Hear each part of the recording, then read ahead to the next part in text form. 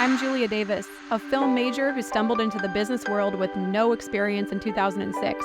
I was able to fail enough to learn how to run a seven-figure business and have provided consulting services to over 200 individually owned companies. Through this podcast, I hope to provide some perspective on the growth and grit it takes to accomplish big goals and share some hard lessons I've had to learn along the way. Thanks for tuning in on the Growth and Grit podcast. Today, I'm going to talk to you about 5 reasons why people would not succeed at something.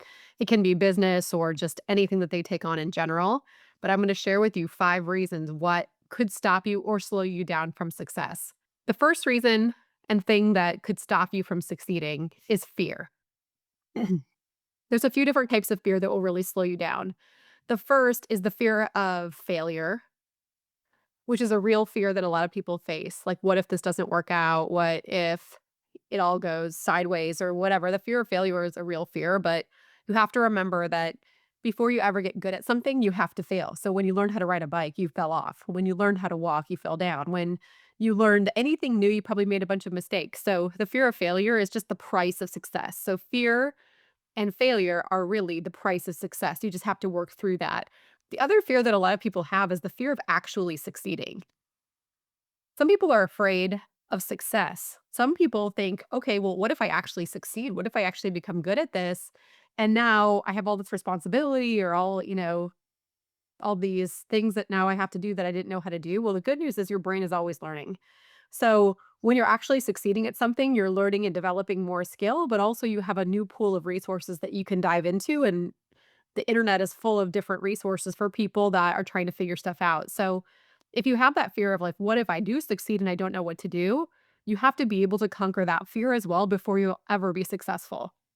The second thing, and the reason why someone wouldn't succeed, is laziness. So, laziness has a cure, and the cure for laziness is having a clear goal. If you don't have a clear goal or vision, things will stop you or get in your way. So you have to have a clear goal or vision of what you want to accomplish and when you want to accomplish it in order to pop yourself out of that laziness. So, if you have an appointment at 8 a.m., you're going to wake up and get to that appointment. You're not going to think about it, hit snooze, and just skip the appointment. If you have a clear game plan the night before of what you want to accomplish, the chances of you accomplishing that are a lot higher than if you don't have that list written down. So, laziness is a real growth stopper, but if you think about it, humans in general accomplish so many goals every day. When you brush your teeth in the morning or at night or whenever you brush your teeth, you grab your toothbrush, you put the toothpaste on. You don't just drop that toothbrush and think, you know what? I'm not brushing my teeth today.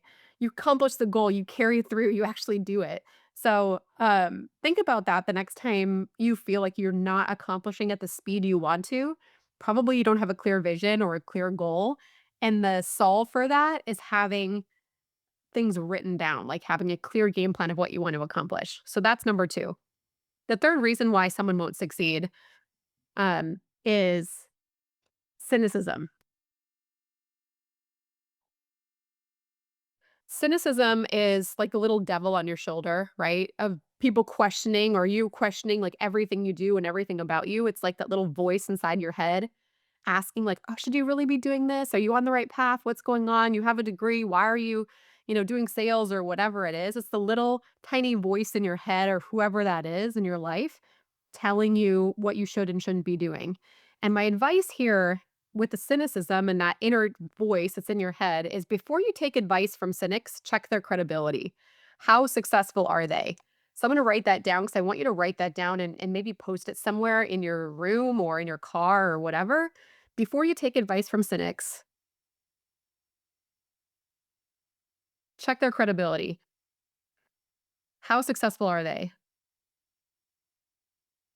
And if they're not super successful, probably not somebody you wanna take advice from in whatever field you're doing, right? So, I'm not gonna take advice from, somebody who maybe is really good at one field, but has never done a different one. Like, I'm not gonna take golf advice from somebody who's really good at basketball. I'm gonna take golf advice from somebody who's really good at golf. So, something to think about there with cynicism, if you have a lot of inner dialogue in your brain, check the credibility of that dialogue. Is it just you talking to yourself? Is it someone in your life talking to you, and how successful are they, and should they really actually be giving you advice? The fourth thing here is bad habits. A lot of things in regards to bad habits can really slow you down. Be careful with a few bad habits. One, some people have really bad habits with money where they're just bad spenders or they don't track it or they're just not good with money management. This is a really intense bad habit that can bite you big time in business and in general. So be really careful with the bad habit of financial literacy, right? There's books on that. You can get better at that over time. But people have really bad habits with money, and this hurts them in their career path. The other bad habit is the bad habit of negative thinking. If you're kind of like a doom and gloomer where you think of the negative scenario every time something happens, you're like, this is, what's the worst case scenario here? And I'm going to think about that. That is going to really hurt you because good leadership usually can look at and solve problems when things are going wrong. And their ability to stay positive when things are not going well is like a superpower of a leader.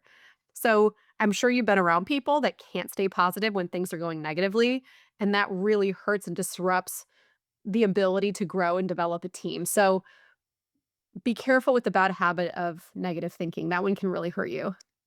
The last one is arrogance.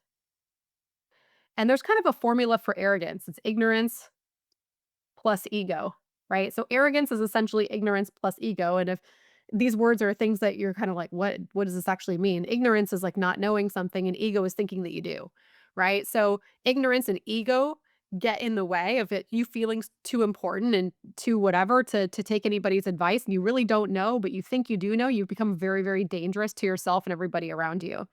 And that equals arrogance, where you're just like, "Yeah, yeah, yeah, yeah, yeah, I know what I'm doing." Instead of really being a student and learning and developing a skill that could really set you apart and help you. So, as an exercise for you, if you're listening to this call and you're listening to this podcast, what I want you to do is write these 5 things down: fear, laziness, cynicism, bad habits, and arrogance. And rate yourself on a scale of 1 to 10 how much these things are standing in your way, or what one is like really holding you back. And then work hard to solve that problem. Work hard to try to read a book or do some personal development to push yourself through that. Because if you can tackle these 5 things here, you are definitely on your road to success more than probably you were at the beginning of this podcast. So I hope this helps and have a great day. We'll talk to you next time. Every week on the Growth and Grit podcast, we bring you real stories and practical tools to help you thrive through challenges. If this resonates with you, make sure you subscribe, follow, and share this podcast with someone who could use it too. It only takes a second, but it would mean the world to us, and it keeps you plugged in to fresh inspiration.